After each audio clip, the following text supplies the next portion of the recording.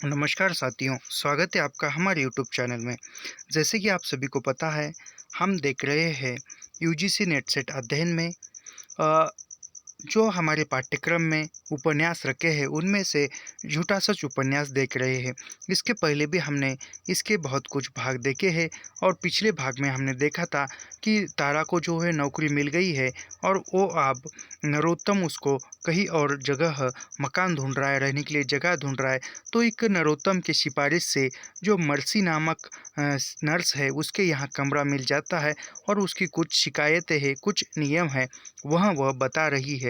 यह हमने पिछले भाग में देखा था। उसके आगे से आप भी तारा अपने किसी संबंधी या सहेली को साथ नहीं रख सकती। जो मर्सी ने जो भी नियम बताए हैं, उसमें पहला नियम यह था कि तारा अपने साथ किसी संबंधी, किसी रिश्तेदार या सहेली दोस्त को नहीं रख सकती। बरामदे या कमरे में अंगीठी रख कर अलग भोजन नहीं पका सकेगी। यानी वह अपना अपना खुद का जो भोजन है, वह एक अलग चूल्हा बनाकर नहीं बनाएगी। यदि रसोई में साझा कर लेगी तो 100 रुपये में 2 समय खाना, चाय, नाश्ता, कमरा, नौकरानी सब कुछ हो जाएगा। यानी वहाँ उस एक जो रसोई है, उसी रसोई में यदि वो साझा करते, दोनों मिलजुल कर खाना वो रहते, तो 100 रुपये उसको अलग से देने पड़ेंगे और उसमें चाय, नाश्ता, कमरा, नौकरानी की जो भी ज़रूरत है, वह भी मिल जाएगी, ऐसा वे कहती है। अगला नियम है कि यदि भोजन पृथक या बाहर करेगी तो कमरे का किराया मय बिजली के 35 रुपये देना होगा। यानी वह कहती है कि यदि भोजन वह बाहर करके आएगी या बाहर करेगी तो वह 35 रुपये बिजली सहित किराया देना होगा। फ़ोन का व्यवहार करेगी तो खर्चा देना होगा। खर्चा प्रति मास 7 तारीख तक पेशगी देनी होगी। यानी वह कहती है कि फ़ोन किसी को करती है और फ़ोन का जो भी बिल है वह खर्चा देना होगा और महीने के 7 तारीख तक जो भी उसका भाड़ा है, जो भी किराया है, पैसे है, वह देने पड़ेंगे, ऐसा वे कहती है। तारा को इससे अधिक अनुकूल स्थान और कहाँ मिलता। यानी तारा को भी इससे बढ़कर अच्छा स्थान नहीं और मिल सकता था, तो यह ठीक समझा। पुराने अभ्यास के अनुसार यह खर्च उसे अधिक लगा, पर रुपया बचाने का प्रयोजन क्या था। यानी उसको यह पुराना जो अभ्यास था, पुराने रहने का जो व्यवहार था, उसके यह जो खर्चा था, यह जो पैसे थे अधिक लगा, लेकिन पैसे तो बचाने थे और इससे अच्छी जगह रहने के लिए कहाँ मिलती थी, ऐसा भी तारा सोच रही थी। लीला मर्सी सोलर की आयु 27-28 थी। रंग गहरा सांवला, आंखें बड़ी बड़ी, चेहरा बहुत तीखा आकर्षक, जैसे तांबे से मूर्ति गढ़ दी गई हो। यानी जो लीला जो मर्सी जो है, उसका चेहरा जो है वह सांवला 27-28 वर्ष की है और रंग गहरा सांवला है। आंखें बड़ी बड़ी एवं आकर्षित है, मानो एक तांबे के धातु की कोई मूर्ति हो, उस प्रकार उसकी सुंदरता एवं शरीर है। कद में बिल्कुल तारा के ही बराबर, केश बहुत लंबे, शरीर की गठन बहुत सुंदर। ड्यूटी पर जाते समय फ्रॉक पहनती तो पेटी में पतली कमर बहुत अच्छी लगती थी। यानी वहाँ जब घर में रहती थी तब वो फ्रॉक पहनती थी और उस फ्रॉक में से उसकी जो कमर है, वह कमर बिल्कुल पतली एवं आकर्षित लगती थी। पहले अस्पताल में सिस्टर नर्स थी। पहली तरक्की का अधिकार मारा जाने के विरोध में नौकरी छोड़ आई थी। यानी पहले वो अस्पताल में काम करती थी, वहाँ पर उसके जो भी नियम थे, जो भी उसके अधिकार जो थे, उसको मारा जा रहा था, उसको दबाया जा रहा था और उसके विरोध में उसको नौकरी काम करना पड़ रहा था, इसलिए उसने वहाँ की नौकरी छोड़ दी थी। अब भी इरविंग अस्पताल से संबंध था, लेकिन अब भी उसका अस्पताल में जान पहचान थी। प्राइवेट वार्ड में काम मिलता रहता था। फीस प्रतिदिन के 15 रुपये और रात की 18 थी। यानी अभी उसको प्राइवेट वार्ड में अस्पताल के काम मिलता था। उसको यदि दिन में काम करना है तो 15 रुपये मिलते थे और रात में यदि करना है तो 18 रुपये। डॉक्टरों से अच्छा परिचय था, इसलिए महीने में 5-7 दिन से अधिक खाली नहीं जाते थे। यानी उसको जो भी डॉक्टर थे, उसका अच्छा मर्जी से परिचय था, तो डॉक्टर उसको काम देते ही थे। केवल वह 7 या 5 दिन ही खाली बैठती थी महीने में, बाकी उसके पास काम ही रहता था। दिल्ली में 5 बरस से थी, यानी दिल्ली में 5 साल से रह रही थी। उसने उससे पहले लखनऊ में रहती थी, इसलिए व्याकरण की मामूली भूलों और अंग्रेजी शब्दों के साथ हिंदी हिंदी खूब बोल लेती थी। यानी उसको जो व्याकरणिक ज्ञान था वह एक अच्छा खासा था और वह अंग्रेजी बोलते बोलते हिंदी भी अच्छी बखूबी तरीके से बोलती थी। उसने आरंभिक शिक्षा अंग्रेजी में पाई थी, इसलिए निसंकोच अंग्रेजी बोलती थी। यानी उसने जो शिक्षा है, प्राथमिक शिक्षा, आरंभिक शिक्षा, प्राथमिक शिक्षा जो है वह उसने अंग्रेजी में पाई थी, तो वह अंग्रेजी जो है अच्छी तरीके से बोल लेती थी। अखबार से मतलब नहीं था, पर उपन्यास, कहानी और पत्रिका का शौक था। शुरू में 4-5 दिन तारा को ठीक समझ लेने के लिए उसने अधिक बातचीत नहीं की और मिस तारा, पूरी मिस तारा पुकारती रही। यानी वहाँ शुरू-शुरू में प्रारंभिक दौर में वहाँ उस वहाँ पढ़ वहाँ हिंदी वहाँ अखबार नहीं पढ़ती थी, समाचार पत्र नहीं पढ़ती थी, लेकिन कहानी, उपन्यास, पत्रिकाएँ जो है, साहित्यिक पत्रिकाएँ, कहानी, उपन्यास जो है, वहाँ उसको पढ़ने में रुचि थी। और प्रारंभिक जो 4-5 दिन जो तारा रहने के लिए आई थी, नई-नई थी, तब वहाँ उसका ज़्यादा परिचय नहीं था और उसको जान लेने के लिए या अधिक स्वभाव जान लेने के लिए और फिर बात करने के लिए वहाँ उसको केवल मिस तारा, पूरी ऐसे ही शब्द पुकार कर बात करती थी। जल्दी ही सहेलापन जम गया और केवल तारा कहने लगी। यानी धीरे-धीरे उन दोनों में दोस्ताना हो गया, एक दूसरे की सहेली बन गई और फिर वह तारा कहने लगी। अनुरोध किया, मुझे सिस्टर क्यों पुकारती हो? इतना फ़र्क होने की क्या ज़रूरत है? मुझे घर में लीला कहते हैं। यानी मर्सी कहती है कि सिस्टर क्यों पुकारती हो? सिस्टर यदि पुकारती हो तो कुछ अजब सा लगता है, हम दोनों तो साथ में ही रहते हैं, तो मुझे घर में लीला कहकर पुकारते हैं, तुम भी मुझे लीला कहो, ऐसा वे तारा को समझाती है। तारा को मर्सी अच्छी लगी, यूरोपियन प्रभाव से कुछ आगे बढ़ी हुई। यानी तारा को जो मर्सी का जो स्वभाव था यह अच्छा लगा था और मर्सी पर जो था वह यूरोपियन प्रभाव था और उसके वह आगे निकल गई थी। कुछ मुँह फट परंतु निश्चल थी। यानी बोलने में जो भी बोलना है वह एकदम धड़क से बेधड़क से निडर होकर बोलती थी, लेकिन जो सच है वह, लेकिन उसकी वह निश्चल थी। यानी कोई कपट नहीं था वह उसके मन में, जो भी बोलना है वह खुले मन में बोलती थी, यो स्वभाव से खुली थी। तारा को अपना इतिहास गढ़ना पड़ा।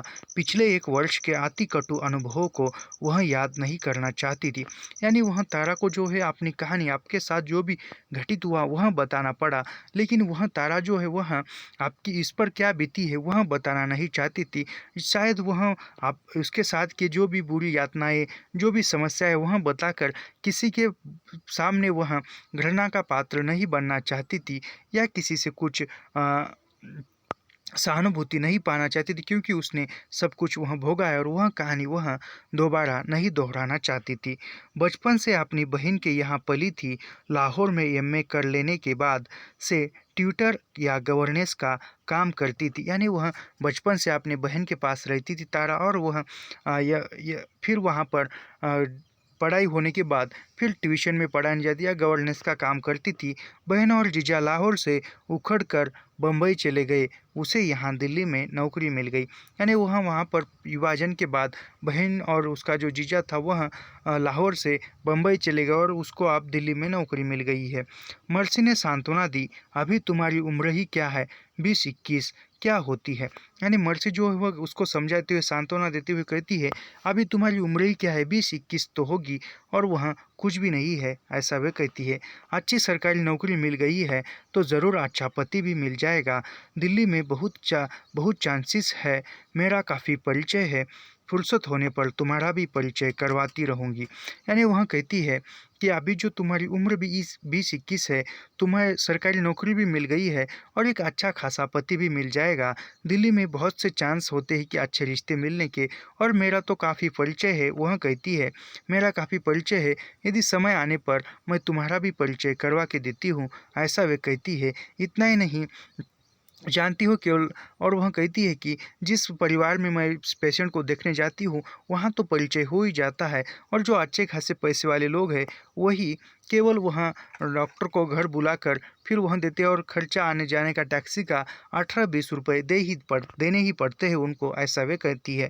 मई के पहले सप्ताह में मर्सी और तारा के बीच से एक और पर्दा दूर हो गया। यानी दोनों के बीच में एक जो पर्दा था, दोनों के बीच में जो अधूरा एक पर्दा था, छुपी-छुपाई जो बात थी, वह मई के पहले सप्ताह में निकल गया। ये पहले सप्ताह में मालूम हुआ।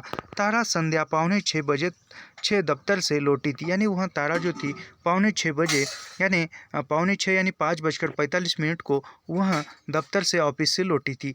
मर्सी दिन की केस पर थी, यानी मर्सी की जो ड्यूटी थी वह दिन में थी। ये एक कोठरी पर लगातार चाय पीते रहने से तारा को चाय का शौक हो गया था। यानी वह कोठी में जो जब वो रहती थी अग्रवाला के यहाँ, तो कोठी में रहने की चाय पी पी कर उसको चाय पीने का शौक हो गया था। यूँ प्रयास अभ्यास हो गया था। चिमो ने उसके लिए बैठक में चाय रख दी थी, यानी जो चिमो नामक जो नौकरानी है उसने बैठक में तारा के लिए चाय रख दी थी। तारा मुँह धो साड़ी बदल कर अपने लिए चाय बना रही थी, यानी तारा जो है वह जो टेबल पर चाय रखी हुई है वह बना रही थी। घंटी बजी, जैसे मरसी बजाती थी, एक लंबी घंटी और फिर छोटी, यानी अचानक बेलटोल बजी जैसे मरसी बजाती थी। वह तारा को लग रहा है कि मरसी ही आ गई, यानी लकीर की जैसे एक लंबी लंबी घंटी और फिर छोटी सी ऐसी बजी। चिम्मो रसोई में थी। तारा मरसी के लिए किवाड़ खोल देने के लिए उतर गई। चिमो जी नौकरानी जो थी वह रसोई में कुछ कर रही थी, तो वह तारा जो है वह उठकर दरवाज़ा खोलने के लिए चली गई। किवाड़ खोलने पर सामने एक जवान दिखाई दिया। जवान ने कुछ झिझक कर पूछा, सिस्टर मर्सी नहीं है? यानी वह किवाड़ खोला और दरवाज़ा खोला, और दरवाज़ा खोलने के बाद सामने एक जवान पुरुष दिखाई दिया, और उसने झिझक कर पूछा कि मिस्टर मर्सी नहीं है क्या? ऐसा पूछा। 15-20 मिनट तक आ जाएगी, तारा ने मर्सी का कोई परिचित समझकर उत्तर दे दिया, पर जवान का स्वर पहचाना सा लगा। यानी तारा ने भी बैठने के लिए कहा और 15-20 मिनट आएगी ऐसा कहा, और वहाँ कोई तारा का परिचित हो ऐसा समझकर उसको बैठने के लिए कहा, और वहाँ फिर उसका उस पुरुष का जो स्वर था वहाँ कुछ जाना पहचाना सा तारा को लग रहा था। तारा ने जवान को बैठक में बैठकर पूछा, आपके लिए चाय बना दूं? यानी तारा ने उस पुरुष को जहाँ बैठक है वहाँ पर बिठाया हॉल में, और फिर पूछा कि क्या मैं आपके लिए चाय बना दूं? जवान ने मुस्कुराकर कहा, बना दो, तुम यहाँ कब आई? फिर जवान ने जो है वह मुस्कुराकर बैठकर कहा कि बना दो, और तुम यहाँ कब आई? तारा ने ध्यान से देखा, भाई हीरा सिंह, यह क्या हीरालाल बन गए?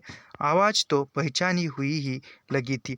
यानी तारा कहती है ध्यान से देखकर कि भाई हीरा सिंह हीरालाल कैसे बन गए हो, और देखते ही मैंने आवाज़ तो तुम्हारी पहचान ली थी, ऐसा तारा कह रही है। तुम यहाँ दिल्ली में ही हो? पूरी तो जालंधर में है। उसने एक अखबार निकाला है, यानी वह जवान जो है वह कहता है तुम यहाँ पर हो, पूरी जो है वह जालंधर में है, और उसने एक अखबार निकाला है जो नाजिल नामक। यहाँ क्या एमए की ज्वाइन किया है? तो यहाँ तुमने क्या एमए ज्वाइन किया है? यहाँ तुम एमए की पढ़ाई कर रही हो? ऐसा वो पूछ रहे हैं। मैंने नौकरी कर ली है, तारा ने अपने को संभाल कर उत्तर दिया, जैसे भाई के विषय में पूरी मालूम ही था। यानी वह जो था वह कहती है कि मैं यहाँ नौकरी कर रही हूँ, और जैसे वह उसको सब कुछ मालूम था, इसलिए वो कहती है, अच्छा किया, तुम तो एकदम बड़ी सी लग रही हो, शायद साड़ी की वजह से स्कूल में पढ़ा रही हो। यानी वह कहता है कि तुम बड़ी सी लग रही हो, साड़ी पहनी है इसकी वजह से लग रही हो, और तुम क्या स्कूल में पढ़ा रही हो? नहीं, हीरे बिले वहाँ कहते हैं तुम क्या स्कूल में पढ़ रही है? कहती है मैं स्कूल में नहीं पढ़ा रही हो, ही रिहेबिलिटेशन के दफ्तर में हूँ। यहाँ दिल्ली में क्या कर रहे हैं वही? यानी वह कहती है कि मैं यहाँ पर रिहेबिलिटेशन दफ्तर में या ऑफिस में काम कर रही हो, और तुम यहाँ पर क्या कर रहे हो? वही क्या, नरेंद्र प्रद्युम्न भाई भी यहाँ है? तो वह कहता है जो नरेंद्र प्रद्युम्न जो है भाई यहाँ पर भी है। अखबार नहीं पढ़ती हो? तो वह तारा से कहता है क्या तुम अखबार नहीं पढ़ती हो? फिर तारा कहती है अखबार में तो आपकी बाबत कोई खबर नहीं थी, शायद चूक गई हूँ। तारा मुस्कुराती है, एंड तारा कहती है तो अखबार तो मैं पढ़ती हूँ, लेकिन आपके बारे में कोई खबर दिखाई नहीं दी, शायद भूल हो गई हो या चूक गई हो, ऐसा वह कहकर मुस्कुराती है। गिरफ्तारियों की बाबत नहीं पड़ा?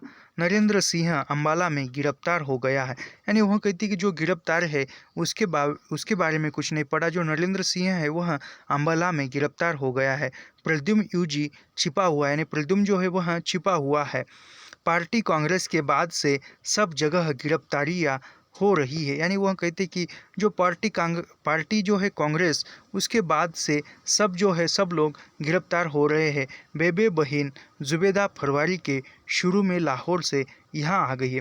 यानी जो जुबेदा जो बेबे जो है वह बहन है और जुबेदा फरवरी के शुरू में लाहौर से दिल्ली में आ गई है।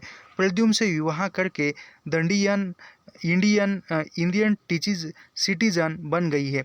यानी वह जो जुबेदा है, जुबेदा आकर फिर उसने जो है प्रद्युम्न से विवाह किया है और वह इंडियन सिटीजन यानी इंडियन का जो जो भारतीय कल्चर है, भारतीय संस्कृति है, वह अपना कर जी रही है। तुम्हारी बाबत सुनेगी तो ज़रूर मिलने आएगी। यानी वो कहती कि तुम्हारी यदि बात वहाँ सुनेंगे, तुम यहाँ पर हो पता चल जाएंगे तो तुमसे मिलने वहाँ ज़रूर आएंगे। हाँ, मैं ज़रूर मिलूँगी। मैं ही जाऊँगी। मैं चली चलूँगी। चलो फरारी से आपको यह तो फ़ायदा हुआ सर सदरी से मिस्टर बन गए। यानी वह कहती है कि चलो अब यहाँ मिले तो पता तो चला कि सदरी से मिस्टर तो बन गए। मर्स मर्सी जीने के किवाड़ खुले पाकर चढ़ आई। लाल और तारा को परिचितों की तरह बात करते देखकर उसे विस्मय हुआ। यानी मर्सी जो है वह ऊपर कमरे में आई और वह लाल और जो तारा है एक दूसरे से बात करते हुए परिचित है, ऐसा देखकर उसको विस्मय हुआ। लाल ने जेब से एक लिफाफा निकालकर मर्सी को दे दिया और तारा की ओर संकेत किया। यह तो मेरा पहला रूप भी जानती है। यानी वह लाल जो है वह लिफाफा निकाल कर मर्सी को देता है और कहता है कि तारा जो है यह मेरा पहला रूप भी जानती है, यानी पहले से जानती है। लाहौर में स्टडी सर्किल में आती थी, बहुत सहायता देती रही है। इसका भाई भी शांति आंदोलन में साथ दे रहा था। यानी वह कहता है, लाल जो है मर्सी को सुना रहा है, यह लाहौर में जो स्टडी सर्कल है यानी पढ़ाई करने का जो ग्रुप था उसमें बहुत सी सहायता करती थी। इतना नहीं, इसका जो भाई था वह शांति आंदोलन में साथ था, वो शांति आंदोलन में सहभागी था। मर्सी ने लिफाफा लेकर अपने कमरे में जाते हुए आवाज़ दी, चिम्मो हमारे लिए भी चाय और कुछ खाने को दो। यानी मर्सी लिफाफा लेकर कमरे में जा रही है और कह रही है नौकरानी से, चिम्मो हमारे लिए चाय और कुछ खाने को दे दो।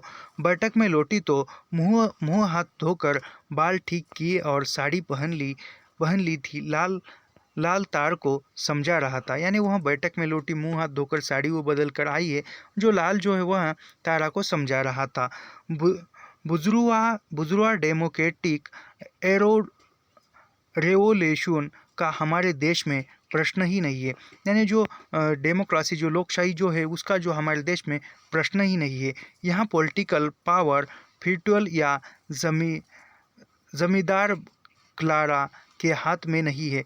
यानी यहाँ कोई पॉलिटिकल जो राजकीय है और ज़मींदार है उनके हाथ में कोई भी नहीं है, कैपिटलिस्ट के हाथ में है। यानी जो कैपिटल जो लिस्ट होते हैं उनके हाथ में है।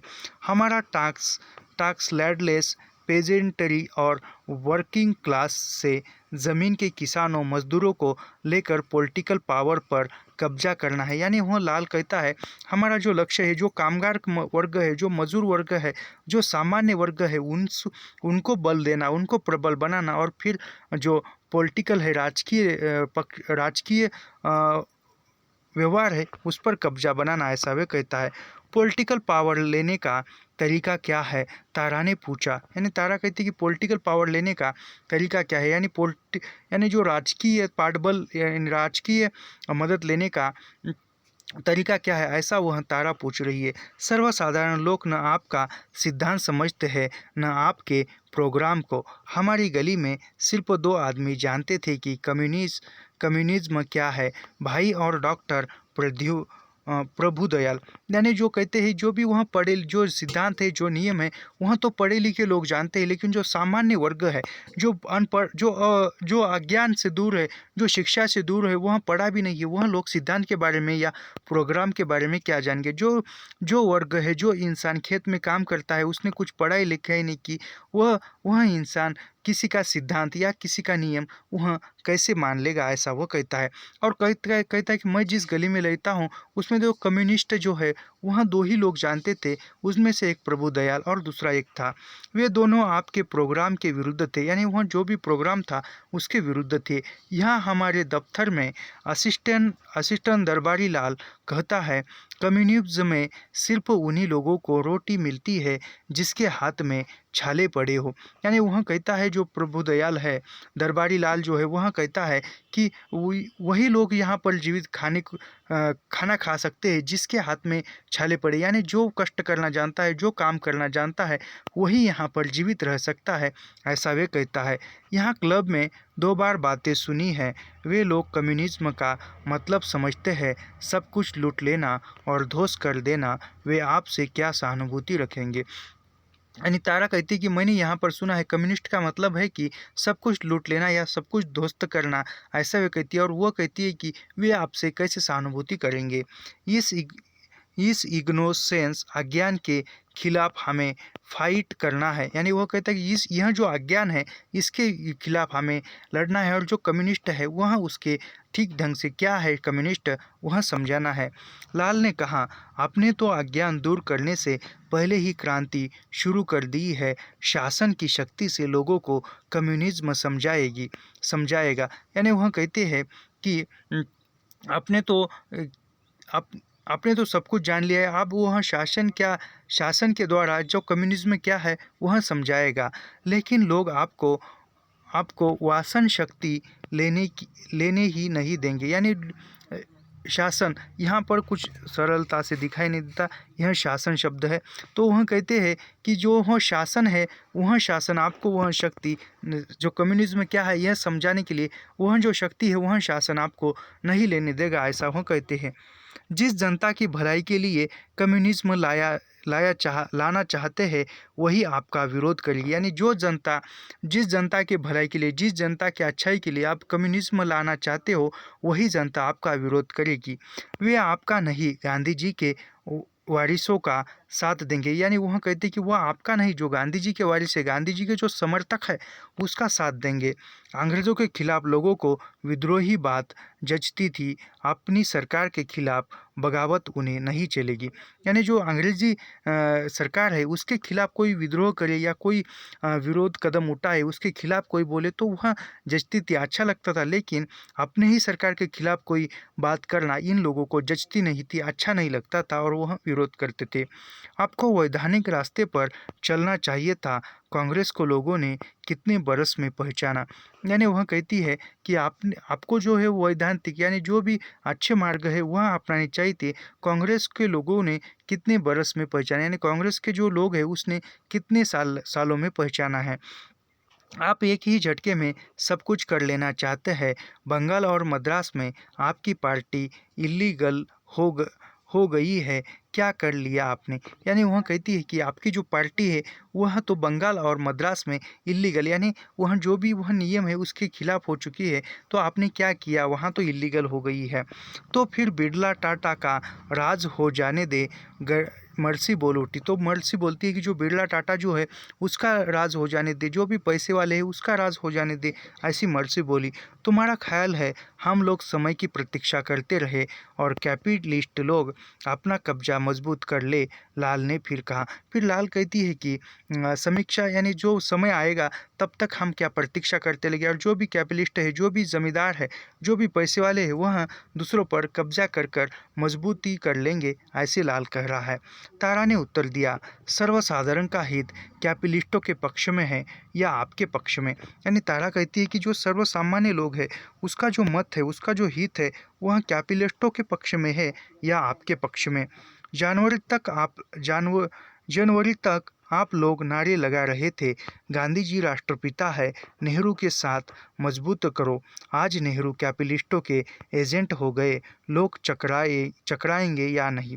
यानी वह कहती है कि आज तक आप ही लोग जो है गांधी जी के नारे लगाते थे, राष्ट्रपिता के नारे लगाते थे, और अब नेहरू जो है वह कैपिटलिस्टों के एजेंट बन गए हैं, और यह देखकर लोग जो है, जनता जो है वह चकरा गई है, आश्चर्य हो गई है। नेहरू बिल्कुल कैपिटलिस्टों के हाथ में है, मर्सी ने कहा। मर्सी कह रही कि जो नेहरू जो है वह बिल्कुल कैपिटलिस्टों के हाथ में है, यानी कैपिटलिस्ट जो है जिस प्रकार नेहरू को नचा रहे हैं, उस प्रकार नेहरू कैपिटलिस्टों के सामने नचा रहा है, यानी हाथ में है। अच्छा, मैं पूरा पार्टी प्रोग्राम पढ़ने के लिए दूंगा, फिर बात करेंगे। यानी वह कहता है लाल जो है वह, मैं जो भी पार्टी का प्रोग्राम है, पार्टी के जो भी नियोजन है वह पढ़ने के लिए दूंगा और फिर बात करेंगे। मर्सी ने 30 रुपए के नोट मेज पर रख दिए थे। लाल ने नोट उठाकर जेब में रखते हुए तारा की ओर देखा। तुम आप जॉब में हो, तुम भी सहायता करो न, यह पार्टी के लिए क्रिटिकल टाइम है।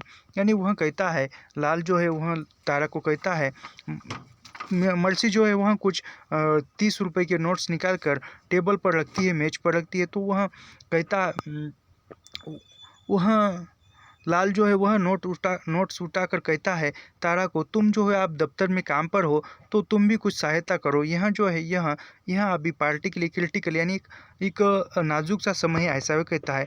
आपके प्रोग्राम में तो मेरा विश्वास नहीं है, पर्सनली दूसरी बात है। यानी वह तारा कहती है कि आपका जो प्रोग्राम है, आप जो भी कार्यक्रम कर रहे हैं, जो भी वह योजना है, उस पर तो मेरा विश्वास नहीं है, और यह पर्सनली जो है दूसरी बात है। पार्टी की तो सहायता करनी ही चाहिए, 20 रुपये महीना तो दो, तुम्हारे लिए कुछ ज़्यादा नहीं है। यानी वह लाल कहता है कि पार्टी की सहायता के लिए तुम्हें 20 रुपये महीना तो देना ही चाहिए, और तुम्हारे लिए 20 रुपये कुछ नहीं है। मर्सी ने अनुरोध किया, फिर मर्सी ने भी अनुरोध किया, आज तो दे दूंगी पर वायदा नहीं करती, मुझे यह लाइन ठीक नहीं लग रही है। यानी वह तारा कहती है कि मैं आज तो देती हूँ, लेकिन हर बार दूंगी, ऐसा मैं वादा नहीं करूँगी, और मुझे यह जो लाइन है ठीक नहीं लग रही है, ऐसा वह कहती है। सरकारी नौकरी का असर बहुत जल्दी हो गया, लाल ने ताना दिया। फिर लाल भी कहता है कि सरकारी नौकरी का जो भी असर है वह तुम पर बहुत जल्दी हो गया, ऐसा बोलकर वह ताना देता है। यह भी कोई तर्क है? मैं तो समझने के लिए तैयार हूँ। यानी वह तारा कहती कि यह कोई तर्क है कि आपका? मैं तो समझने के लिए तैयार हूँ। मर्सी ने लाल को डांट दिया, वह तुम्हें मदद देने को तैयार है, तुम फिर भी ऐसी बात करते हो। फिर मर्सी कहती है डांट कर कि वह तुम्हें मदद देने के लिए तैयार है, फिर भी तुम ऐसी कैसी बात कर रहे हो। मर्सी ने तारा से पूछा, मैं ला दूँ रुपये? यानी मर्सी कहती है, क्या मैं तारा से पूछती है क्या मैं ला दूँ रुपये? नहीं, मैं देती हूँ। तारा ने अपने बटुए से 20 रुपये लाकर लाल को थमा दिया। यानी वह कहती है कि मैं देती हूँ, और तारा ने अपने ये बटुए में से, पर्स में से 20 रुपये लाल को दिए। चिमू ऊपर की छत पर पानी छिड़क रही खाली बाल्टी लिए उतर रही थी। यानी चिमू जो है ऊपर छत पर पानी छिड़क कर खाली खुली बाल्टी लेकर नीचे उतर रही थी। तारा खुली हवा में लेट सकने के लिए ऊपर चली गई थी। हीरा सिंह से जुबेदा और प्रद्युम्न के विवाह का समाचार पाकर लाहौर की घटनाएं और उसद की याद ताज़ा हो गई। यानी वह खुली हवा में छत पर जाकर लेटने के लिए चली गई थी, और फिर प्रद्युम्न और जुबेदा का विवाह हुआ था। यह समाचार पाकर वह उस लाहौर की यादों में खो गई थी। लाहौर की यादें उसके जहन में आ रही थी। जुबेदा दिल्ली आ गई है, हमारी यदि कल्पनाएं पूरी हो गई होती तो मैं इस समय लाहौर में या और भी दूर कहीं पश्चिम में होती। यानी वह कहती, तारा सोच रही है कि यदि मैंने जो कल्पनाएं की थी वह यदि सच हो जाती तो मैं दिल्ली न आकर किसी पश्चिम के देशों में कहीं और होती। कैसा जीवन होता जो आप देख रही हूँ, इसकी भी क्या कल्पना कर सकती थी। यानी वह कहती कि जीवन में क्या होता है कोई कुछ नहीं जानता, और अभी जो हुआ है इसकी भी मैंने कल्पना कभी नहीं की थी, ऐसा वह सोचती है। तारा को हाफिज इनायत अली के घर में बिताया 1 मास का जीवन याद आ गया। यानी तारा ने जो हाफिज इनायत अली जो है उसके घर में उसके यहाँ पर 1 मास उसने बिताया था, वहाँ का जो समय है, वहाँ उसने क्या जीवन जिया वह याद आ रहा है। वह वातावरण तारा को सह्य नहीं था, सोचा क्या सब अच्छा ही हुआ। यानी वहाँ का जो वातावरण है वहाँ तारा के रहने के लिए ठीक नहीं था, अच्छा नहीं था, फिर भी वह अच्छा समझकर रहेंगी। सूर्यास्त के पश्चात हवा की गर्मी छट गई थी, अंधेरा होता जा रहा था। अभी नहीं निकले तारे अभी तक निकले नहीं, यानी सूर्यास्त हो चुका था, अंधेरा हो रहा था, तारे जो है वह आकाश में अभी तक निकले नहीं थी। तारा आकाश की ओर अपलक आंखें लगाए कल्पना में डूब गई थी। यानी तारा जो है एकटक आकाश की तरफ देखकर कल्पना में डूब गई थी। यदि असद के साथ चले जाना संभव हो जाता तो इस समय जैसे जुबेदा प्रद्युम्न की पत्नी है वह असद की पत्नी होती। यानी यदि वह असद के पास तारा चली जाती तब उस समय में, तो वह आज जिस प्रकार जुबेदा ज़ुबैदा जो है वह ज़ुबैदा जो है वह प्रद्युम्न की पत्नी है, वह भी आसिद की पत्नी बन जाती थी, ऐसा वह सोच रही है। आसद भी प्रद्युम्न और ज़ुबैदा की तरह हिंदू मुसलमान नहीं, यानी आसद जो है वह ज़ुबैदा और प्रद्युम्न है वह हिंदू नहीं है, वह आसद भी हिंदू मुसलमान नहीं था, यानी वह भी इंसानियत थी, यानी वह एकता के साथ हिंदू या मुस्लिम ऐसा कोई नहीं मांगता। फिर भी वह पाकिस्तान में मुसलमानों से घिरी रहती रहती ज़ुबैदा भी तो हिंदुओं से घिर कर रहेगी, यानी वह कहती है कि फिर भी वह पाकिस्तान में मुसलमानों को घिर कर या मुसलमानों के बीच रहता है, और ज़ुबैदा भी है वह भी हिंदुओं से घिर कर रहेगी। क्या वह आसद के लिए पाकिस्तान में रहने को तैयार हो जाती, यानी वह सोच रही है तारा, क्या आसद के लिए मैं पाकिस्तान में रहने के लिए तैयार हो जाती, रहना ही पड़ता पर अब नहीं। तारा ने करवट ले ली, यानी वह कहती कि तब यदि होता है तो रहना भी पड़ता था उसके साथ, लेकिन अब नहीं, ऐसा सोचकर वह करवट बदल लेती है। व्यर्थ कल्पना में दिमाग परेशान करने से क्या लाभ था, यानी आप जो व्यर्थ कल्पनाएं थी वह कल्पनाएं करके खुद ही दिमाग को परेशान करने से क्या लाभ हो सकता था। तारा ने करवट ली तो मर्सी ऊपर आती दिखाई दी, यानी तारा ने मुंह फेरा करवट बदल ली तो मर्सी जो है वह ऊपर आती हुई दिखाई दी। समीप दूसरी दूसरी खाट थी, परंतु मर्सी तारा के साथ ही बैठ गई, यानी मर्सी भी आकर तारा के पास बैठ गई। वह बहुत चिंतित थी। कामरेड गिरफ्तार हो रहे हैं, छिप छिप कर कब कब तक काम कर सकेगी। धीरे धीरे मर्सी ने बहुत रहस्य और चिंता की बातें बता दी। सन 1944 में निरंजन लाल जड्डा कंधे की हड्डी टूट जाने के कारण 2 मास अस्पताल में था, यानी वह मर्सी जो है वह चिंताजनक बातें जो है वह बता रही है, और बताते बताते वह बता रही कि सन 1944 में जब वह आंदोलन था तो उसमें लाल चड्ढा उसमें जो भी दंगा फसाद हुआ था उसमें लाल चड्ढा थे वह जख्मी हो गए थे, उसके कंधे की हड्डी टूट गई थी और वो अस्पताल में 2 मास तक था। मर्सी का अस्पताल में चड्ढा से हुआ परिचय गहरा होता गया। फिर वो चड्ढा का परिचय मर्सी से अस्पताल में था तो एक गहरा हो गया। उनमें उनमें प्रणय हो गया, यानी उनमें प्रणय हो गया। मर्सी ने बताया, चड्ढा बहुत बुद्धिमान और निस्वार्थ है। पहले यूरोपियन स्कूल में पढ़ाता था, यानी जो चड्ढा जो है वह कहती है कि अस्पताल में रहने से अस्पताल में नर्स का जॉब, और चड्ढा और मर्सी के बीच में ज़्यादा गहरा परिचय हुआ और दोनों में प्रणय हुआ, ऐसा वह कहती है। और फिर वह कहती है कि मर्सी ने बताया, चड्ढा बहुत जो बुद्धिमान है और वह यूरोपियन स्कूल में पढ़ाता था, टीचर था। 1932 में क्रांतिकारी षड्यंत्र में पकड़ा गया, यानी वह चड्ढा जो था 1932 में जो भी क्रांतिकारी षड्यंत्र हुआ उसमें वह पकड़ा गया था। 30 बरस जेल में रहा।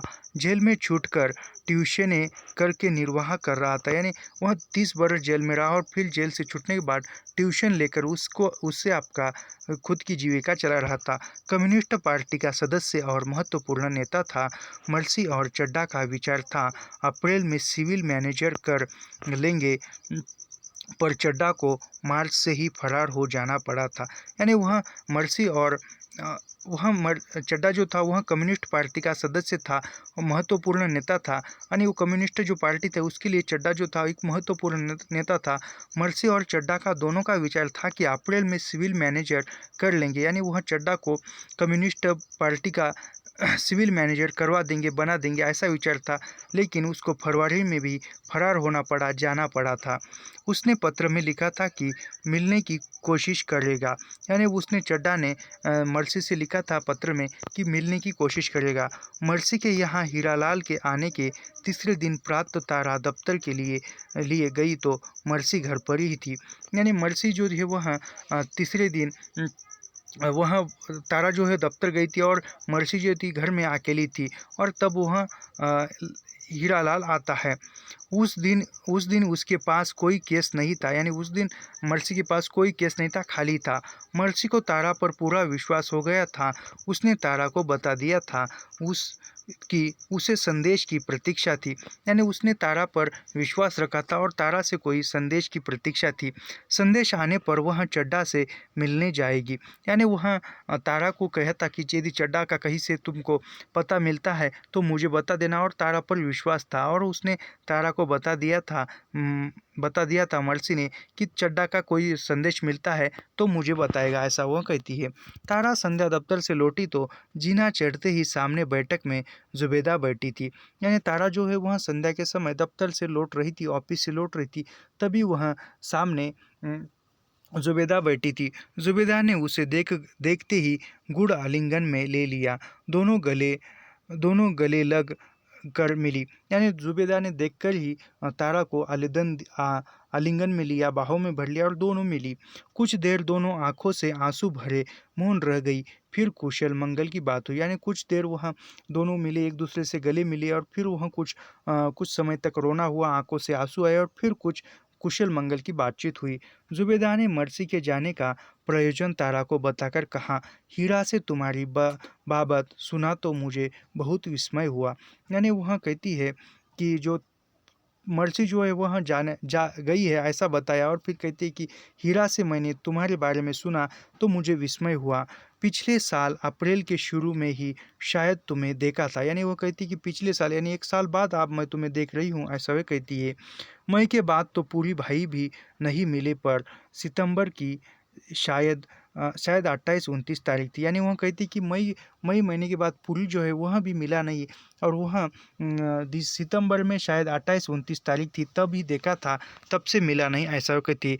असद बहुत घबराया हुआ हमारे यहाँ आया था। हमने हमारे यहाँ तुम्हारे लिए प्रबंध करने के लिए कहा था। यानी असद जो है वह भी आया था और वह असद को कहा था कि तारा को यहाँ रुकने के लिए कहा था और प्रबंध किया था। संध्या मुझे लेकर तुझे लिवा लाने के लिए डीवेडी कॉलेज कैंप में गए थे। यानी वह शाम के समय में जो है वह जुबेदा को लेकर तारा को ले आने के लिए जो डीएबी कॉलेज था उस कैंप में गए थे, लेकिन तुम लोग वहां से जा चुकी थी। लेकिन तारा जो थी वहां से जा चुकी थी। तुम शेखपुरा कैसे पहुंच गई थी? यानी वह पूछती ही है जुबेदा कि तारा को कि तुम शेखपुरा कैसे पहुंच गई थी। तारा बहुत देर तक मौन सोचती रही। अपनी यंत्रणाओं के किस रहस्य को वह छुपाई थी? जुबेदा को वह मालूम था, लाहौर में असद और तारा अपने रहस्य को बहुत छुपाए थे। यानी तारा जो है वह चुप रहकर, मौन रहकर सोच रही थी, और वह मुझ पर क्या क्या बीती है, क्या क्या रहस्य थे, वह मैंने क्या क्या जुबेदा को सब कुछ मालूम था, फिर भी वह क्या क्या अपनी यंत्रणाओं के जिस रहस्य को वह छुपाए थी, जुबेदा को वह मालूम था। यानी जो रहस्य, जो बात तारा ने छुपाई थी, वह जो बात थी वह जुबेदा को मालूम थी। लाहौर में असद और तारा अपने रहस्य को बहुत छुपाई थी। यानी लाहौर में तारा और असद के बीच में जो भी बात थी वह उन दोनों ने सब इसे छुपाए रखी थी। जिन तीन चार व्यक्तियों को वह रहस्य का आभास था उसमें जुबेदा भी थी। यानी केवल उस असद और तारा के बीच का जो बात है, जो मामला है, वह छुपाए था, एक गुप्त में था, और वहाँ उस 3-4 व्यक्तियों को ही पता था कि वह रहस्य क्या था, और उसमें से जुबेदा एक व्यक्ति थी। तारा ने जुबेदा को सोही सुहागरात के दिन दुर्व्यवहार पाकर आग लगने पर ससुराल से भाग जाने की आपत्ति बता दी, परंतु बहुत संक्षेप से कह दिया। यानी तारा जो कहती है कि शादी होने के बाद और जो पहली रात थी तो उसमें दुर्व्यवहार उसके साथ होने लगा और ससुराल में आग लगी, तो वह बचने के लिए आप भी भाग गई, और फिर वह आप बीती बता रही थी। मैंने संक्षिप्त में बता दिया था। मैंने यहाँ किसी को कुछ भी नहीं बताया है, बताना भी नहीं चाहती। यानी वह तारा कहती कि मैंने यहाँ किसी को कुछ नहीं बताया और बताना भी नहीं चाहती, ऐसा वे कहती है। यहाँ सब लोग मुझे कुंवारी ही समझते हैं। यानी वह कहती है तारा कि मुझे यहाँ पर जो लोग हैं वह सब कुछ कुंवारी ही समझते हैं। जुबेदा ने समर्थन किया, ठीक ही समझते हैं, इसे ब्याह कौन कह सकता है। यानी जुबेदा कहती है कि वह जो लोग हैं वह ठीक समझता है, इसको ब्याह कौन समझता है। अच्छा हुआ मैंने हीरा से इस विषय में कोई बात नहीं की, मर्सी ने शायद कह देती, परंतु अवसर नहीं था। यानी वह कहती है कि अच्छा हुआ मैंने भी किसी से कोई बात नहीं कही, हीरा से नहीं बताया, मर्सी से भी नहीं कहा, परंतु अवसर ही यानी मर्सी को भी मैंने यह इस बारे में कुछ नहीं बताया, ऐसा वह कहती है। कहने की भी ज़रूरत नहीं है, यानी वह फिर कहने की ज़रूरत नहीं। ज़ुबैदा सोमराज के यूनिवर्सिटी के कांड से परिचित थी। यानी ज़ुबैदा जो थी वह सोमराज ने यूनिवर्सिटी में क्या कांड किया था, क्या क्या उसने बवंडर किया था, उससे परिचित थी, पता था। उसने पुरी के अन्याय उसने पुरी के अन्याय के प्रति आक्रोश प्रकट किया। पुरी भाई की अक्ल पर क्या पत्थर पर पड़ गए थे। यानी पुरी ने क्या अन्याय किया था, पुरी के प्रति क्या आक्रोश प्रकट किया था, यह भी वह भी सब कुछ पता था। जुबेदा को स्वयं बहुत कुछ तारा को बताना था। प्रद्युम्न के परिवार के लोगों को संतुष्ट करने के लिए आपने अपना नाम बदलकर जमुना नाम स्वीकार कर लिया था। यानी उस जुबेदा को भी तारा को बहुत कुछ बताना था। जो प्रद्युम्न का जो परिवार था वह उसको स्वीकार करे। उसने जो जुबेदा से नाम बदलकर जमुना यानी जमुना नाम रखकर वह नाम स्वीकार किया था, वह बता रही है।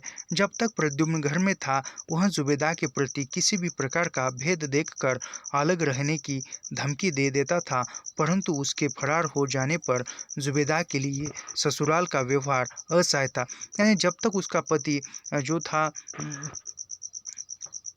प्रद्युम्न था, तब तक वह जुबेदा के साथ अच्छा व्यवहार करने लगे ससुराल, और वहाँ जाने के बाद फिर वह दुर्व्यवहार करने लगे और यह अच्छा व्यवहार नहीं करने लगे।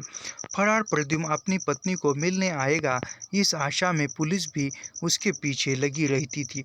यानी प्रद्युम्न तो भाग गया और उसको पत्नी के लिए वह मिलने के लिए आएगा जुबेदा को, इसी सोच में पुलिस भी उसके पीछे लगी रहती थी।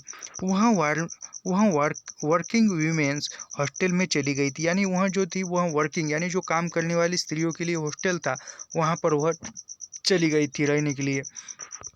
कम्युनिस्ट से गुप्त सहानुभूति रखने वाले लोग जुबेदा के लिए नौकरी की कोशिश कर रहे थे। एंड जो कम्युनिस्ट लोग थे वह सहानुभूति रखने के लिए जुबेदा को कहीं जॉब मिलने के लिए कोशिश कर रहे थे। जुबेदा स्वयं भी यत्न कर रही थी। मिस सेवा भाई से मिलकर उसने अपना केस प्रधानमंत्री तक पहुंचा दिया था। यानी वह जुबेदा भी अपने खुद भी कोई प्रयत्न कर रही थी, और वह मिस सेवा भाई से कुछ बात कर मिनिस्टर से वह मंत्री तक पहुंचा दिया था। यानी जो भी वह प्रार्थना है वह मंत्री तक पहुंचा दी थी। मर्सी संध्या 9:30 के बाद लौटी। जुबेदा तब तक नहीं ठहर सकती थी। यानी मर्सी जो थी वह रात के 9:30 बजे लौटी, तब तक जो जुबेदा थी वह चली गई थी। मर्सी लौटकर तारा से जुबेदा के विषय में बात करने लगी। यानी मर्सी आई और तारा को जुबेदा के विषय में बात करने लगी। उसे जुबेदा बहुत पसंद थी। यानी वह मर्सी को जुबेदा जो थी वह बहुत पसंद थी, उसका व्यवहार अच्छा लगा था। तारा समझ गई थी मर्सी को या तो लोग बहुत पसंद आ जाते थे या बिल्कुल असहाय हो जाते थे। यानी तारा जो है वह समझ गई थी कि मर्सी को कि कोई लोग जो थी बहुत पसंद आते थे या कोई बिल्कुल नहीं आते थे। मर्सी जुबेदा के ससुराल के संकीर्ण व्यवहार के विषय में सुन चुकी थी। यानी मर्सी जो है वह ससुराल में जुबेदा के साथ गलत व्यवहार हो रहा है, यह सुन चुकी थी। ईसाई होने के नाते उसे स्वयं भी हिंदुओं की संकीर्णता का अनुभव हुआ था। यानी वह ईसाई थी तो वह स्वयं भी वह हिंदुओं का जो भी दुर्व्यवहार था वह पहचान चुकी थी। तारा के सामने जुबेदा के प्रति अन्याय के प्रसंग में वह उबल पड़ी। यानी तारा के सामने जुबेदा के साथ जो भी अन्याय हुआ वह उबल उठी, खोल उठी। हिंदुओं से अधिक अहंकारी असहिष्णु लोग दुनिया में कोई नहीं। यानी हिंदुओं जैसा अहंकार या दुर्व्यवहार करने वाले या बुरा व्यवहार करने वाले लोग कोई नहीं है कि हिंदू ही है, ऐसा वे कहती है। इन्हें जाने अपनी किस पवित्रता का घमंड है। हजारों वर्ष सब लोगों से मार खाते रहे फिर भी अपने आप को सबसे पवित्र जरूर समझेंगे। यानी वह कह रही है मर्सी कि हिंदू लोग जो है वह हजारों वर्ष तक दूसरों की गुलामी सहते आए, दूसरों का मार खाते आए, फिर भी वह कैसे अपने आप को सबसे अधिक पवित्र कैसे समझते हैं, यह वह सोच रही है, बता रही है। दूसरे लोगों में कोई और गुण होता है, इनमें केवल पवित्रता का अहंकार है। यानी वह कहती है कि दूसरे लोगों में भी गुण होते हैं, लेकिन इन हिंदुओं में केवल एक पवित्रता का ही अहंकार भरा हुआ है, ऐसा वे कहती है। जो दूसरों को छूने योग्य न समझे, उससे बड़ा अहंकारी कौन होगा। यानी वह मर्सी जो है वह कहती है कि जो दूसरों को छूने से योग्य न समझे, वह अहंकारी और वह पवित्र कैसे हो सकता है, ऐसा वह सोच रही है। तारा संध्या 5:30 पौने 6 दफ्तर से लौटती थी।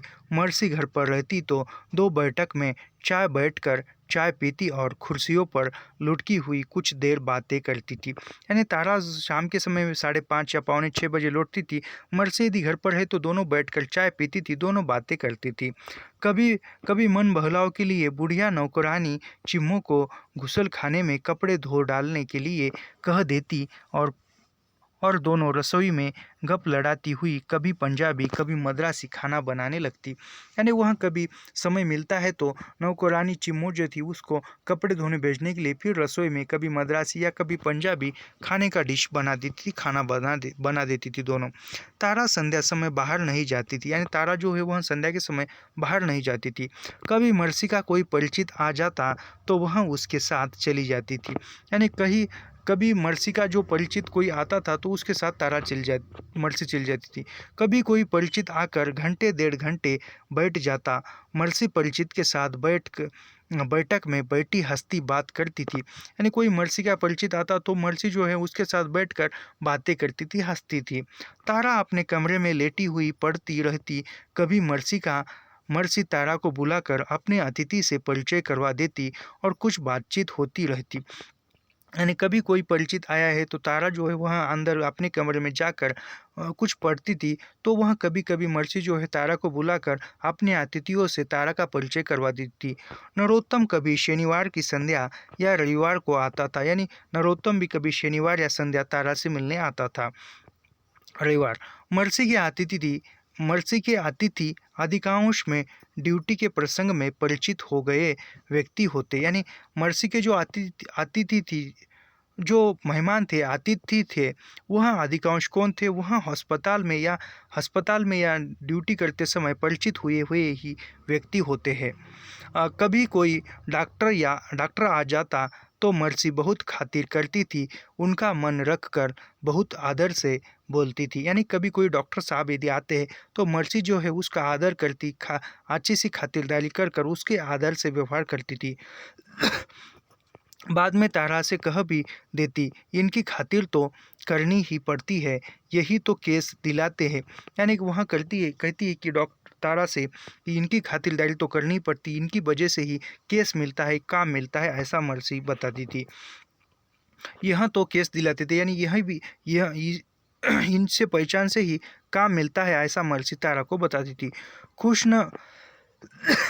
खुश न रहे तो हर बात में टोकेंगे, केस नहीं मिलने देंगे। यानी वह कहती है कि कोई इसकी खातिरदारी नहीं करेंगे डॉक्टर मेहमान की तो वहीं केस नहीं देंगे, केस नहीं मिलने देंगे और फिर काम कैसे मिलेगा, ऐसा वे सोचती है।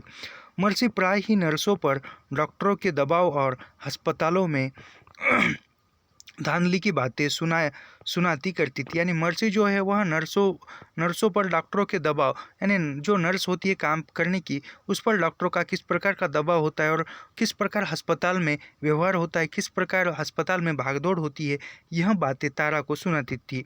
अस्पताल तो प्राइवेट प्रैक्टिस के अड्डे है, तनख्वाह से डॉक्टरों का बनता क्या है। यानी वह कहती कि अस्पताल जो है वह प्राइवेट प्रैक्टिस के यानी प्राइवेट पैसे निकालने के एक अड्डे है, ऐसा वह कहती है। 400-450 तनख्वाह पाते हैं, 1000-1500 की प्रैक्टिस करते हैं। यानी वह कहती है कि उसको डॉक्टर की जो नौकरी मिलती है उसमें 4-4.5 तनख्वाह पैसे मिलते हैं। जो प्रैक्टिस यानी जो भी प्राइवेट अस्पताल है उससे वह डेढ़ हज़ार रुपये मिलते हैं, ऐसा वे कहती है। उन्हें पहले फीस न दो तो अस्पताल में जगह नहीं मिलेगी। यानी वह कहती कि पहले डॉक्टर को फीस न दो तो अस्पताल में जगह नहीं मिलेंगी। लखनऊ में प्राइवेट ऑपरेशन में एक डॉक्टर ने जुल्म की हद कर दी। यानी वह सुना रही है कि लखनऊ में यदि प्राइवेट अस्पताल में एक ऑपरेशन हो रहा था तो एक डॉक्टर ने वहाँ पर तो हद ही कर दी। मर्सी की आंखें भय से फैल गई। यानी मर्सी जब बता रही थी तो उसकी जो आंखें हैं वह भय के कारण फैल रही थी। 16-17 बरस के लड़के के पेट का ऑपरेशन था। पेट खोल दिया था। डॉक्टर ने आधा ऑपरेशन छोड़कर लड़की के बाप से कह दिया, 1,000 रुपया और दो तो पेट सिएंगे। तुम्हें विश्वास नहीं होगा पर मैं डॉक्टर और पेशेंट को जानती हूँ। यानी वह कहते हैं, वह जो डॉक्टर है वह लखनऊ में किसी लड़के के पेट का ऑपरेशन था और उसने पेट का ऑपरेशन आधा किया और बाद में उस लड़के के माता पिता को कह रहा है कि 1,000 और बढ़ा कर दो तभी इस बच्चे का पूरा ऑपरेशन करूंगा, नहीं तो नहीं करूंगा, ऐसा वे कहती है। और फिर वह मर्सी जो है वो कहती है कि मैं जानती थी डॉक्टर और पेशेंट दोनों को।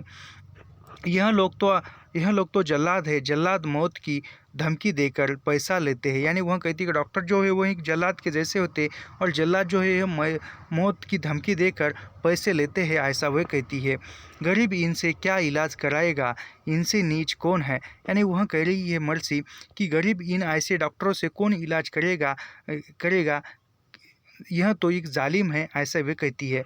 रोजी की परवाह न करो तो इनसे आंखें मैल करो। खुशामद से खुश हो जाए तो इनकी दया समझो, वरना नर्सों की इज्जत इनके लिए मजाक है। यानी वह कहती है कि जो डॉक्टर जो है उसकी खुशामद करो, उसके आगे पीछे करो, उसकी अच्छी खातिरदारी करो तो वह अच्छे है, नहीं तो डॉक्टर के सामने जो नर्स है उसकी इज्जत तो केवल मजाक है, ऐसा वे कह रही है। दफ्तर में आने के लिए दफ्तर में आने के तीसरे चौथे दिन ही तारा बरामदे में एक जवान लड़की को देखकर ठिठक गई थी। यानी दफ्तर दफ्तर में वह जा रही थी और बरामदे में एक जवान लड़की को देखकर वह ठिठक गई थी।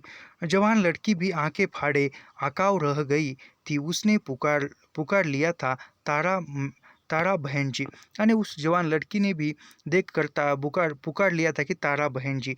तारा को संदेह न रहा, लाहौर भोला पांधे की गली की पड़ोसिन पूरन देई की लड़की सीता थी। यानी तारा को भी वहाँ पर समझ में नहीं आया और वहाँ जो थी वह पुकार रही थी तारा बहन जी। तो वहाँ जो थी वह लाहौर में उसके पड़ोस में रहने वाली जो पूरन देई जी थी, पूरन देई की लड़की सीता थी। दोनों एक दूसरे से लिपट गई। यानी दोनों मिली और दोनों एक दूसरे से लिपट गई। सीता को अपनी आंखों पर विश्वास ही नहीं हो रहा था। वह बराबर तारा के मुख पर टकटकी लगाए थी। यानी वह सीता को जो था वह तारा पर विश्वास नहीं हो रहा था तो वह तारा की तरफ एक टक देखती हुई रही थी, खड़ी थी। तारा भी सीता को विस्मय से देख रही थी। 9 मास में सीता कितनी बदल गई थी। यानी तारा भी उसकी तरफ देखकर विस्मित हो गई थी, सीता की तरफ देखकर। और 9 माह में वह सीता जो थी वह कितनी बदल गई थी। लग रहा था ब्याह हो गया है। चेहरे पर पाउडर, सुर्खी आंखों में कानों तक खींचा हुआ सुरमा, होठों पर लाली, माथे पर बिंदी, भंवर डालकर बांधे हुए केश। यानी उसका जो सौंदर्य था, उसने जो मेकअप किया था, केश, वह लाली, वह सब कुछ देखकर ऐसा लग रहा था तारा को कि इसका जो है ब्याह हो चुका है, शादी हो चुकी है। सीने पर कमीज का उभार और कसाव ऐसा कि तारा ने आंखें हटा ली। यानी तारा ने देखा और सीने को देखा और आंखें हटा ली। तारा प्राय ही हैरान रह जाती थी। दिल्ली आकर पंजाब की लड़कियों को हो क्या गया था, किसी को किसी का लिहाज नहीं रहा था। यानी तारा सोच रही है कि पंजाब से आई हुई लड़कियां जो है वह दिल्ली आकर किस प्रकार बदल गई है। कोई किसी के लिहाज में, पहले के लिहाज में नहीं है। सब कुछ नया नया सा लग रहा है, जैसे कि तारा भी पंजाब प्रांत से ही आई थी। बड़ी बड़ी अच्छी लग रही है तू। माँ कहाँ है, यहाँ कैसे आई। तारा ने मौन तोड़ा। यानी वह दोनों चुप थी। तारा बीच में बोली कि बड़ी अच्छी लग रही है तू, माँ कैसी है, यहाँ तू कैसे आई, ऐसा पूछा। आप कहाँ थी इतने दिन, सीता ने पूछा। यानी सीता ने भी तारा को पूछा कि आप कहाँ थी, तुम कहाँ थी इतने दिन, ऐसा पूछा। यहाँ एक जगह बच्चों को पढ़ा रही थी, अब इस दफ्तर में हूँ। यानी तारा कह रही कि मैं दिल्ली में ही एक जगह पर बच्चों को पढ़ा रही थी जो अग्रवाला साहब के यहाँ थी, और अब यहाँ पर इस ऑफिस में काम कर रही हूँ, नौकरी पर हूँ। नहीं बहन जी, गली में तो तब लोग कुछ और ही समझ रहे थे। बन्नी हाथे में आपकी ससुराल में तो मुसलमानों के ने आग लगा दी थी। सब कहते थे आपका कुछ पता नहीं चला, शायद बच ही नहीं सकी। यानी वह कहती कि गांव तरफ तो ऐसा सुना था कि आपके ससुराल में तो आग लगी थी, सब लोग ससुराल के जल कर मर गए और आप भी उसके बीच में ये मर गई होगी, ऐसा लोग सब कुछ समझ रहे थे। तेरे सामने खड़ी हूँ। तारा कह रही कि मैं तेरे सामने खड़ी हूँ, मरी नहीं हूँ। हाँ, पर कैसे क्या हुआ? आपकी माँ मास्टर जी पूरी भापा उषा तो रो रो कर बेहाल हो गए थे। यानी जो सीता है वह कह रही है कि आपके घर के जो पिताजी है, मास्टर जी है, पूरी जो है वह पूरे रो रो कर बेहाल हो गए थे। हम सब रोते रहे, हम सब ने तो समझ लिया था। शीलो पुष्पा तो इतनी रोपी। यानी सबने सबने समझ लिया था कि तारा अब नहीं रही। सीता ने दो वाक्य में बता दिया कि गली में रह गए सब लोगों को देख समाज के कैंप में चले जाना पड़ा था। यानी वहाँ पर सीता ने बता दिया कि सब जो गांव के लोग थे सभी को कैंप में जाना पड़ा था। वहाँ मास्टर जी का कोई पुराना शर्दीद अफसर आकर उन्हें ले गया था। यानी वहाँ पर मास्टर का कोई परिचित व्यक्ति आकर उसको ले गया था। वे कहीं हिंदुस्तान यूपी में ही चले गए थे। यानी मास्टर जी तो थे यह कहीं हिंदुस्तान यूपी में ही चले गए थे। तारा कुछ पल रोई सी रह गई, फिर बोली, मैं अपनी मेज पर जाऊंगी, देर हो रही है, 1 बजे लंच टाइम में मिलेंगे। यानी तारा कहती है कि मैं अभी मेरी मेज यानी समय पर काम के लिए जहाँ पर मेरी मेज है, टेबल है, वहाँ पर मैं जाऊंगी, काम करना है, और फिर लंच में दोपहर के समय मिलेंगे। 2 मिनट में क्या बिगाड़ जाता है बहन जी, मैं भी तो इसी दफ्तर में काम करती हूँ। यानी सीता कहती है कि 2 मिनट में क्या बिगड़ जाता है बहन जी, मैं भी इसी दफ्तर में काम करती हूँ। तारा को अपनी अपनी बीत चुकी दुनिया का परिचित पहला व्यक्ति मिला था। यानी तारा को जो पुराने समय में जो भी बीता है उसमें से एक परिचित व्यक्ति मिल चुका था। एक उल्लास सा अनुभव हुआ पर तुरंत चिंता में बदल गया। यानी एक मिलने की खुशी हुई, आनंद भी हुआ, और लेकिन फिर चिंता भी उत्पन्न हुई। सीता ने तारा को बताया, परिवार और गली के लोग उसे जलकर मर गया समझ चुके थे। यानी सीता जो है वह कह रही है कि परिवार और गली के लोगों ने समझ लिया था कि तारा जो है वह जलकर मर चुकी है। शेखपुरा की हवेली से आते समय आसद ने भी उसे यही बताया था। यानी आसद ने भी बताया था कि वह मर गई है। आपने आपको मर गई समझा, जाना जाना बुझा बहुत बुरा लगा। यानी अपने आप को मर गई है ऐसा सुनकर वह बहुत बुरा लगा तारा को। फिर सोचा, मैं उनके लिए मर चुकी तो अच्छा ही है, वैसे भी वे तो मुझे मुझे निपटा चुके थे। यानी वह कहती है कि मैं यदि उन उन लोगों के नज़र में मैं यदि मर चुकी हूँ तो अच्छा हो, क्योंकि उन लोगों ने तो मुझे निपटा ही चुका था। मेरा तो वह उन्होंने काम भी तमाम किया था, समाप्त किया था, ऐसा वे सोच रही है। उनके लिए चिंता का कारण क्यों बनो? यानी तारा कह रही कि अब मैं उनके लिए चिंता का कारण क्यों बनूं? उसने मिस तारा पुरी के नाम से नौकरी आरंभ की थी। यानी तारा ने मिस तारा पुरी के नाम से नौकरी आरंभ की थी। तारा पुरी न लिखकर तारापुरी लिखती थी। यानी तारा जो आपका नाम जो है तारा ने लिखकर तारापुरी लिखती थी। जैसे भाई ने अपना उपनाम जयपुरी रख दिया था। यानी भाई ने जो तो अपना नाम जयपुरी लिख दिया था। यानी पुरी जो है जो जयपुरी है तारा का भाई है। जैसे पुरी ने आपका नाम जयपुरी लिखा था, वैसे ही तारा ने ही आपका नाम उनका नाम तारापुरी रखा था। सीता उसी दफ्तर में थी, वहाँ तारा के विवाह के बारे में जानती थी। सीता यहाँ क्लर्क बन गई थी। यानी वह सीता जो थी वह तारा के बारे में जानती थी, उसी दफ्तर में थी, और वह सीता जो थी वहाँ पर क्लर्क थी, और वह उसके विवाह के बारे में सब कुछ वहाँ सीता जानती थी। वह मैट्रिक भी पास नहीं थी। लाहौर में सीता की माँ की हालत अच्छी नहीं थी। अब उसे कपड़े और श्रृंगार आंखों में गड़ रहे थे। यानी वह गांव में उसकी हालत अच्छी नहीं थी, और वह सीता ने मैट्रिक तक भी पढ़ाई नहीं की थी, फिर भी यहाँ आकर क्लर्क से लिपिक बन गई है। और उसके माँ की तबीयत जो थी वहाँ पर लाहौर में अच्छी नहीं थी, और अब यहाँ आकर एक अच्छे खासे हो गई है। तो आज के वीडियो में इतना ही। मिलते हैं अगले वीडियो में। ऐसे ही पंक्ति दर पंक्ति अध्ययन करने के लिए हमारे चैनल को सब्सक्राइब कीजिए, लाइक कीजिए और शेयर करना मत भूलिए। मिलते हैं अगले वीडियो में। धन्यवाद।